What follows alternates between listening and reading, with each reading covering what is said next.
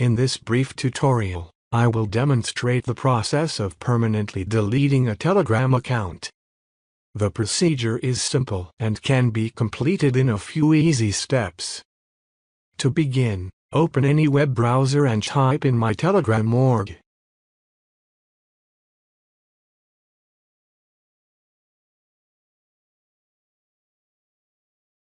And enter your phone number in international format. A confirmation code will be sent to your Telegram account. Exit the web browser, open the Telegram app, locate the code, and copy it.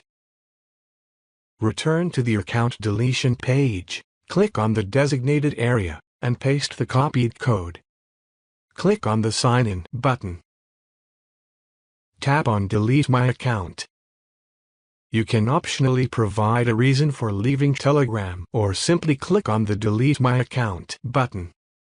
A pop-up message will appear, warning that deleting the account may result in an inability to sign up again for several days. Click on Yes, Delete My Account to confirm the deletion. And your Telegram account will be successfully and permanently deleted. This concludes the tutorial.